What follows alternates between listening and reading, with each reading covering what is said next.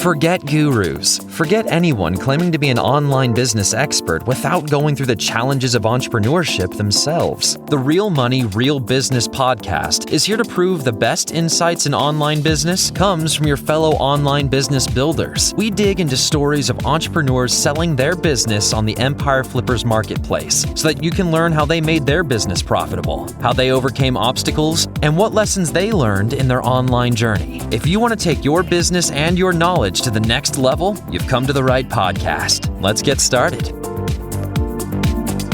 Hey everyone, welcome to another episode of the Real Money, Real Business podcast. My name is Vinny and I'm joined with today's guest, David. He's selling his display advertising, affiliate and Amazon Associates business on the Empire Flippers marketplace. Welcome to the show, David. How are you doing?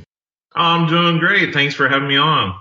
That's awesome. Really looking forward to talking about your business. It's in a pretty interesting niche and we're looking forward to hearing you talk more about that. And just before we, explore the finer details, let me go over a really brief summary of the business.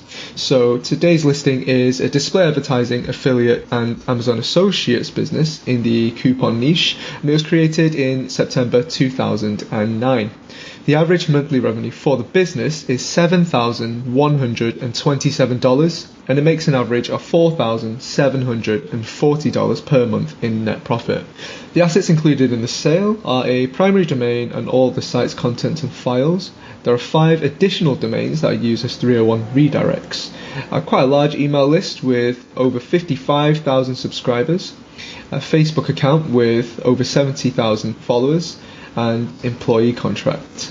You can head over to empireflippers.com/marketplace and search for listing 49782 to learn more about the business. If you want to start your due diligence, just remember to unlock the listing first. Right, David, that's a general overview of the business, but let's talk about you. Can you tell me a bit about your background in building and running online businesses? Is this something that you've only discovered recently, or have you been sticking at it for a while? Yeah, no, it's something that I've actually been doing since around the end of 2005, early 2006. So it's been a fun ride for sure, seeing the changes over the years. That's awesome. Okay. I guess as part of your journey in learning about online businesses, were there any inspirations that were really good resources for monetized content sites? This could be like communities or courses or like influencers or anything like that just helped you to beef up your knowledge base. Yeah, I think the biggest thing overall is that it changes over time. There were blogs and people that I would follow back in the day that honestly just aren't relevant now, just because things have shifted over the decade that I've been doing this or more. And so I think the biggest thing is just as an online business owner, you have to continue to educate yourself and change with the times. Yeah, I think you make a really fantastic point there, especially with our industry. It's still, in its infancy, really, with online businesses. And I guess because it's still quite young, things are constantly evolving, what with Google algorithm updates and, the way that SEO is passed and stuff like that. So, yeah, I think you make a really good point that maybe stuff that really helped you 10 years ago might not be as relevant now. So, yeah, great point. Let me ask you then, regarding this business in particular, how did you come up with the idea to start this one? Yeah, so this one was actually one that I ended up acquiring from the original owner in 2014. And so it's one of those that I acquired out of my interest and passion. Personally, I'm a person that likes to save and find deals. And so out of that passion, I came across this website and saw an opportunity to grow it. And so I acquired it and worked on growing it over the years. Yeah, it makes sense. It sounds like there's a buy-in there for you because it shared, that passion of saving, basically. Totally makes sense. Why do you think that this business model of, display advertising and affiliate marketing, why is it great for people who are interested in just getting started with online businesses? Well, I think one thing is you're a little bit hands off, meaning you're not having to deal with shipping a product or an item. It's something that can be a little bit hands off per se, that you're not having to physically put your hands on everything. You do have to touch and work on the website itself by creating content. But outside of that, you don't have a real product that you're having to manage and create. Instead, you're creating the words and the sales pitches to entice people, basically. Yeah, that makes sense. I think certain business models, the sort of profit and revenue might look attractive, but I think some people often underestimate how much work needs to go into even maintaining it. Sometimes they end up buying the job rather than running a business. So yeah, that definitely makes sense. Let me ask you then, because our listeners will be, wondering this point of why are you selling the business right now instead of staying on with it? Yeah, I mean, ultimately for me, I do have several web properties that I own and manage. And right now, just have reached a point to where I want to focus on some of the other properties that I have, and I want to utilize the capital that I could gain from this sale. Yeah, that's understandable. I think a lot of sellers who come onto our marketplace are somewhat similar positions as well. A lot of people with fingers in many pies, and sometimes you just need that capital to go off and pursue different projects or different opportunities. Yeah, it makes sense. Let me ask you, David, about your experience that you learned from building this business in particular. What did you learn, or what strategies really helped you as you were building this business in the coupon niche? Yeah, so I think one of the things that I learned through developing this site is the appreciation and the need to build and have an email list. It was something that I didn't really focus on before, but I tried to put some effort into on this one, and it's paying off. For sure. We'll talk a bit more about your email list in a short while. Just on the back of what you've mentioned, were there any software or tools that helped you when you were developing the site? Ultimately, I tried to keep it low tech. What I mean by that is not necessarily that everything was free, but more so that it didn't take an expertise that's heavy in coding to make things happen. So in turn, for instance, like for building my email list, I use Opt-in Monster to help create and capture those emails. And then for the site itself, I utilize WordPress itself, which is a well-known software to utilize for it. And so at the end of the day, I wanted to build it and push it forward so that ultimately it's an easy run for anyone, pretty much. Yeah, it makes sense. I think from what you're saying, it sounds like there weren't too many sort of tools that you use to help build it, but that doesn't mean that whoever acquires a site can't go on and, build a different type of software stack to optimize it even further and build it even further. But let me ask you, David, what did you try that didn't work for the site? Yeah, so one thing I tried a little while back was actually delving into Pinterest with the site, and just in the couponing niche, it just didn't gain traction. And so it ended up being a failed push into it. Gotcha. Yeah, I guess sometimes you don't know which traffic channels can help, whether that's social media or otherwise. So I guess that's fair enough, and that's useful for our listeners to know. Let me switch over now to marketing side, because you mentioned about your email list, and as I mentioned earlier, and as I noticed, the email list is quite large actually. Can you talk a bit more about that? Like, what was your experience in building that, and what are the strengths with the email list? Yeah, in terms of building it, I think it's finding, first off, how to capture those users, because basically, if you're not giving them some reason to sign up or some reason to interact with your site that adds value back to them, then they're not going to sign up. And so what we do is we give them the opportunity to sign up to get access to some tips and things around coupons that will help them on their journey. So whether they're a beginner or an expert, it gives them a reason to engage with the site. And so in turn, we get them added to our email list and they get something in the end. So it ends up being a win-win for both parties. Well, that's really, really good. Let me ask you about the social media, because obviously there's a lot of social media followers there. Is that mainly organic, sort of like traffic coming from there, or is that a paid aspect? Yeah, no, it's organic. That's all coming from Facebook. It's basically just been built up over the years of constantly sharing content that people are looking for. As we all know, no one likes to overpay for things. So if you're able to get a coupon for it and save, then most people are ready to go with it. Yeah, that's great. What do you do in terms of marketing right now? So really the main thing as far as marketing, it's all organic. A lot of the traffic's being driven by Google. So that's the first engagement, but having an appeal for them. But then the other is really Facebook. That's really the only other main channel that we've been pushing or promoting into at this point, which some would look at that and say, well, that means there's a great opportunity for someone to step in and possibly push this information into other channels, as well as take my lesson learned that, hey, it didn't work for Pinterest, but that doesn't mean that it won't work on other social media channels and have success like it has on Facebook.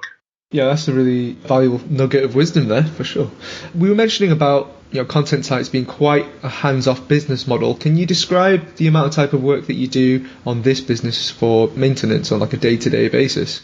Yeah, so for me, this really is a 99% hands-off business because I have a contractor that works with me that does it all, does all the posts daily, finds the content, pushes it out there, utilizes our affiliate relationships that we do have when it's necessary to create that new content. So literally the contractor handles 99% of it. Some of my time is occasionally, if I find something that's worth posting, I push it over to them. Maybe a little bit help with email on occasion. But honestly, I've even automated that to where that automatically goes out daily based on the previous posts that have been pushed out. So really, at the end of the day, you're talking less than a handful of hours that I put in a month for this business because I've set it up to where the contractor is doing it all, and I'm sure the contractor would love to continue to do it all.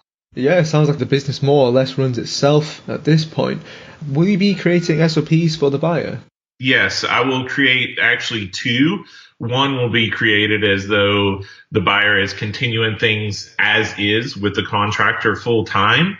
But also, too, I will be creating another one that is, hey, if you're not wanting to utilize the contractor, then how do I run things? How do I manage all of those things? Sure. Just to complement the SOPs, I mean, let's say, imagine that you're talking to someone who has not much experience with monetized content sites with, display advertising or affiliate marketing or, even the coupon niche. What would you recommend are some skills or requirements that someone should brush up on in order to be able to step into the business and continue running it? Really, that's the nice part about this business. It doesn't take a rocket scientist to run it in the shape that it's in because of the way that I've set things up already. And any of that additional knowledge that someone doesn't already have within the SOP or even just in my coordinating with them post sale, they'll be able to get up to speed. I would say the biggest thing really is the ability to write. If you can type up a few sentences and make it make sense and kind of make it in a way that's appealing to others, then it's one of those things to where you don't have to have a lot of skills to be able to run this business. Great stuff. Earlier, David, you mentioned about diversifying traffic by exploring other, traffic sources, like maybe different social media channels and that sort. What are some of the other ways that you would recommend the buyer could try to grow this business? One of the things is, I'm sure as most of us visit just about hit every site out there, there's opportunity for browser notifications and signing up almost as if you're signing up for an email list, but through your own browser. And that, I think there's an opportunity there. I think there's opportunity of exploring or even diving deeper with some of the affiliate relationships that I've barely even touched on, because we've been more focused on your household items and that, where I think there's a great opportunity to branch out into other products that are appealing to the typical American household. I think there's even opportunities to develop a deeper funnel for when people do sign up to the email list. Right now, they get a single welcome email with some information and some offers that come in, but I think there's an opportunity to build that out as well. That's great. With all businesses, there's always going to be inherent, risks, right? So what would you say are some of the biggest risks with this business that a buyer should be aware of?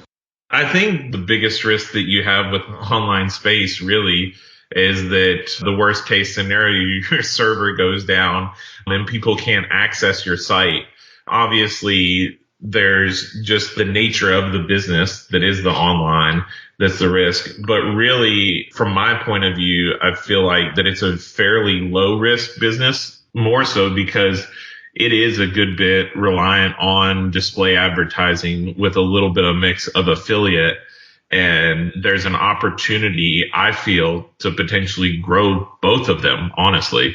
And by doing that, I think you kind of continue to de-risk and diversify your income streams. Okay, great. Last few questions for you then as we wrap up the interview. How much support are you offering buyers? Is it the standard 30 days of email support? Yeah, I mean, outside of providing the SOPs, willing to offer the 30 days if someone is, maybe this is their first venture they're getting into, I'm willing to negotiate on that. I do want the new owner, whoever it may end up being, be comfortable in knowing that they know how to run this business moving forward. And the beauty of it is too, is there is the contractor in place. So should the future owner choose to continue to use that contractor, then, you know, they get to reap the benefits of doing little work while getting the revenue and profit. That's awesome. Are you willing to commit to a non-compete? Yes, I am. Great. And are you open to negotiating something like an earnout? Ideally, I'm looking for cash up front, but I will consider it. Okay, that's good to know. Last question from me then, David. Put yourself in the shoes of a buyer. Why would you say that your business is worth buying? Well, I think one is that you can see that it's a consistent earner over the years. I mean, even as I've owned it for the last, I guess, going on more than 6 years, it's been a consistent earner and revenue driver. And also, too, I believe if the person should choose so, it's an opportunity to have a hands-off business. I mean, literally, like I said, I work less than a few hours on the site itself because of the contractor that's in place. And so I think with that opportunity, there's a big appeal to that. I mean, who wouldn't want a business that earns the type of revenue and profit that this business does? They can work on it just a few hours a week. Awesome stuff. Is there anything else that you'd like to share that you think I might have missed? I don't think so. Great stuff, David. Thank you so much for joining me on today's interview. All the best with your future. Thank you so much. Appreciate you having me. All right, everyone. Thanks for listening. To learn more and see if the listing has already been sold, you can head over to empireflippers.com/marketplace and search for listing number 49782. If you're watching this on YouTube, click the link in the description to go straight to the listing. Once you've unlocked the listing, you'll be given everything you need to know about the business. So until next time, enjoy your digital journey.